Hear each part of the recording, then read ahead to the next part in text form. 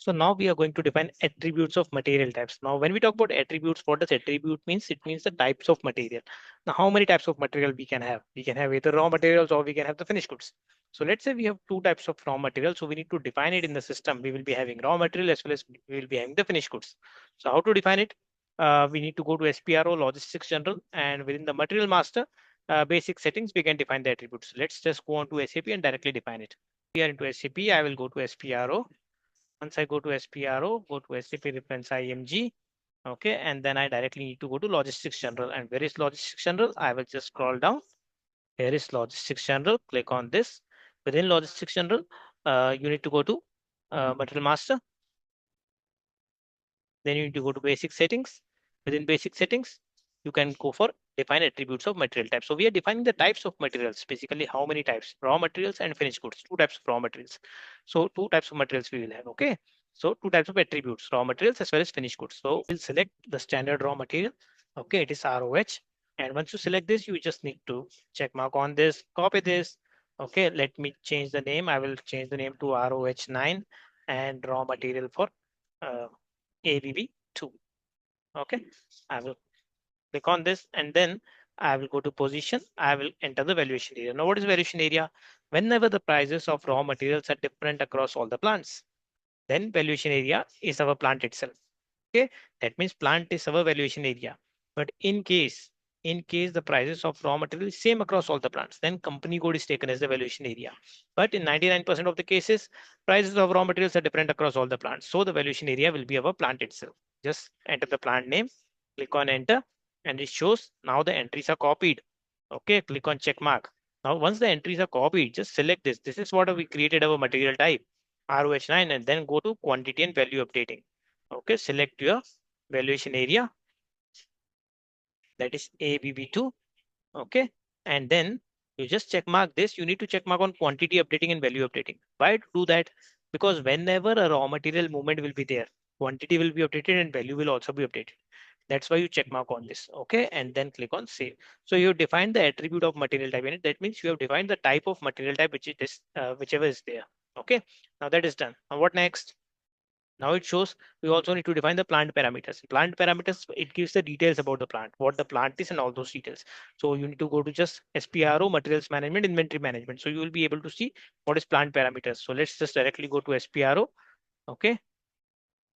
Okay, we will go to SPRO. We are into SPRO. Then we need to go to materials management. Now, where is materials management? You can just scroll down. Here is materials management. We go to materials management. Then we go to inventory management. Okay. Within inventory management, you have the plant parameters. Here it is, plant parameters. Go to this. Okay. This will show you the details of of all the plants. Okay. So I will go to this and do I have my plant? No, I do not have my plant. So what I need to do? I need to create a copy of from the standard plant. What is the standard plant? Let me check. We will basically select one plant and then we'll copy this and then we will rename it with our plant. Okay, our plant name is ABB2. Okay, that's it. And then you click on copy. Once you copy this, the plant parameters are copied. Nothing to do. Just click on save. So the plant parameters have also been copied. Now what is next? You have done each and everything. The entire configuration has been done except the last step, which says maintain default text code for invoice verification. What does this mean? Basically, whenever you will be making an entry, okay, then let's say you are making an accounting entry for purchase of raw material. Then in that case, there is always a tax code which comes into picture. What tax will be charged? So by default, what tax should come in? That we need to maintain. Whenever you are entering an invoice, by default, what tax should come in? Let's say the tax B0 should come in for 0% tax. So that should come in. So we need to define it over here.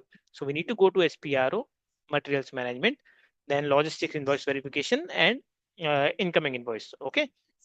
So let's go over there. Okay. So we are into materials management. I will show you.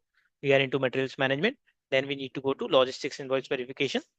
Okay. Within this logistics invoice verification, we need to I'll just check. Okay, we need to go to incoming invoice and then maintain default. So we need to go to incoming invoice. So what is the incoming invoice? We need to maintain the default tax codes. Okay, default values for tax codes. I will go to this. Once I go to this, I will check my company code. My company code is ABB. Okay. If it is not there, then what I need to do, I need to go to click new entries. Okay. I will select my company code ABB and I need to select my default tax code. So we need to enter the default tax code which should appear. Now for my company code, I have a tax code A1, which I want the default to appear. So I will just enter A1. I will click on enter and you can see it is the default tax code. It is appearing. Now whenever I will be entering an invoice, a materials management invoice, that is I'm procuring the materials, tax code A1 should by default appear. And I will click on save. Fine. So I've clicked on save and we have also configured the tax code. We have also configured the tax code which should appear. So maintain default tax code for invoice verification. Okay, great. So we have done all this. Now what next? Next thing we will see in our next session.